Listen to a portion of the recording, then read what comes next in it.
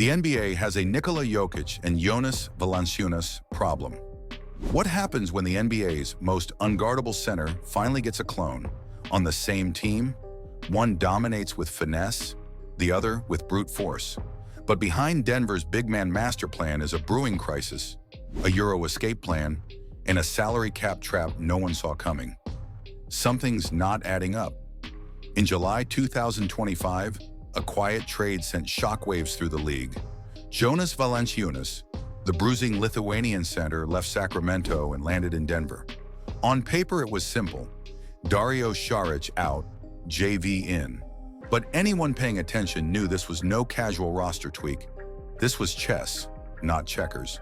Denver had just pulled off something bold, pairing Nikola Jokic, the reigning basketball genius of our time, with a man who was essentially his mirror image in size and grit.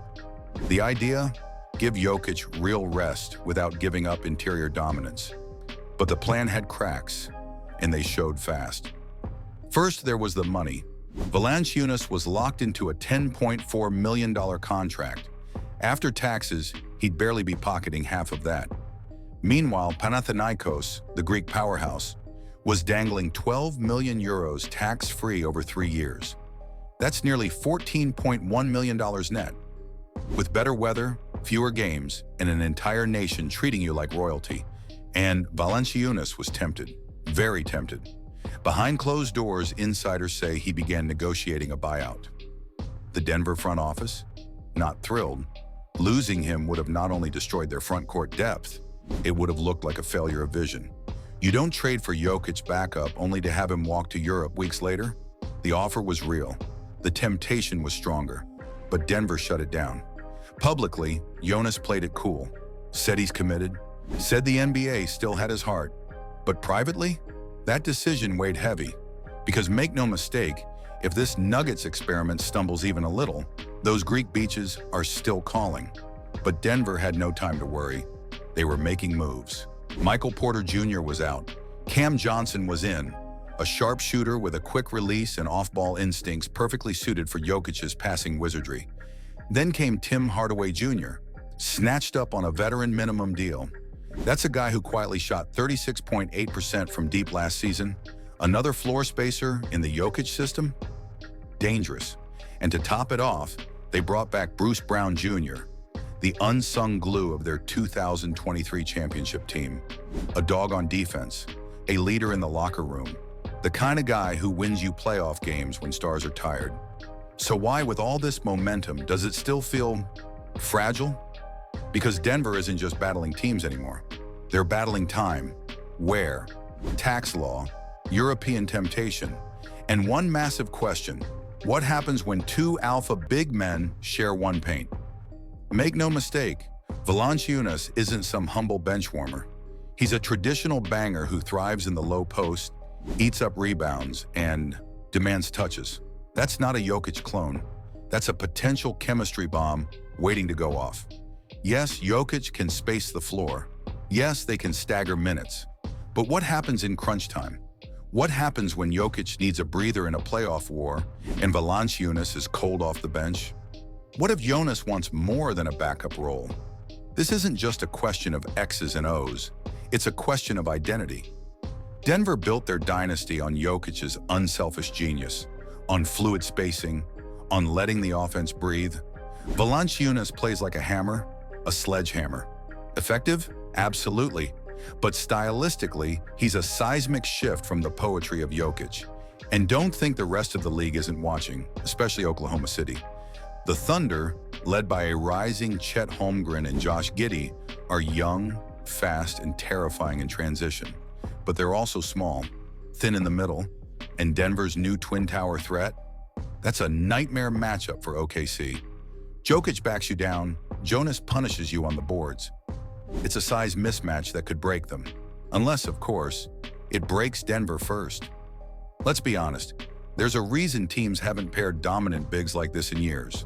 The game's gone smaller, faster, spacier. This is either genius or a trap. And if it doesn't work, Jokic will still be Jokic. But Jonas? He's already got a ticket to Athens half-packed. Let's go back to July. The moment the trade happened, fans were confused. Why give up Saric, a decent stretch big, for someone who might not even stay? But to understand that move, you have to understand what Denver saw. They saw Jokic running on fumes during last season's playoff stretch. They saw teams bodying him up, forcing him into foul trouble, and Denver's bench collapsing under the pressure. They didn't need a superstar backup. They needed a warrior, a wall, someone who could absorb 12 to 15 minutes of bruising contact and still stand tall. Jonas was perfect, on paper. But the NBA isn't 2K. Players aren't sliders on a spreadsheet. They've got egos, homes, dreams. And when Europe's throwing bags of money and fewer games your way, it becomes more than a basketball decision. It becomes a life decision. And here's where things get even trickier. Valanciunas didn't just flirt with Greece, he almost signed the paperwork.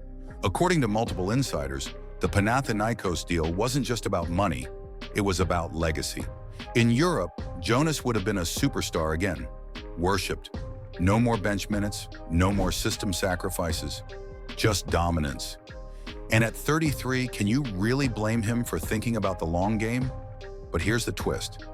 Denver didn't cave. They knew the risks, they knew the numbers, and still they held the line. Why? Because deep down, the Nuggets believed this version of Jonas could be the most dangerous yet. Not the focal point, not the first option, just a battering ram used in surgical, doses crashing the glass, setting bone-crushing screens, bullying backup bigs into submission. It's a gamble, but if it hits, Denver won't just be good, they'll be terrifying. See, teams like Boston, Miami, and OKC are loading up on versatility and switchability. They're obsessed with speed, wings, and spacing. But what happens when you throw that out the window and go back to sheer size? What happens when the Nuggets roll out a second unit with Valanciunas, Bruce Brown, and Cam Johnson, and still control the pace? The league isn't ready for that, at least not yet. But here's where the problem truly begins. Jonas didn't come here to disappear. He's not some 8-minute-per-night role player. He's still averaging near double-doubles in limited time, still one of the top offensive rebounders per 36 minutes in the league. And he's playing for a coach who now has to juggle two massive egos, one of them already immortal in Denver. How do you balance Jokic's need for space and control with Jonas's hunger for touches and recognition? Mike Malone is walking a tightrope, and the front office knows it too. That's why his contract has that sneaky little clause. The player option for 2026 to 2027 only becomes fully guaranteed by June next year. That gives Denver time to evaluate. Does the experiment work, or is it time to cut bait? Meanwhile, Panathinaikos hasn't gone away. Their offer is still on the table. The door to Europe is still wide open. If Jonas feels underused, disrespected, or just tired of grinding through altitude and tax codes, he's gone. No hard feelings, no long goodbye, just a plain ticket back to dominance. And that's what makes this whole situation such a high-stakes chess match, because Jokic is the franchise. But Jonas, he's the swing piece, the wild card. He could be the key to a second championship, or the crack in the foundation. And don't forget the ripple effects. If Jonas bounces, Denver's front court depth takes a hit. Suddenly, you're back to running Jokic into the ground, back to hoping an aging Tim Hardaway Jr. hits threes when it matters most, back to praying Bruce Brown stays healthy through an 82-game war. And the West is watching. Luka's Mavs are hunting for revenge. Steph and Draymond are clinging to one last run.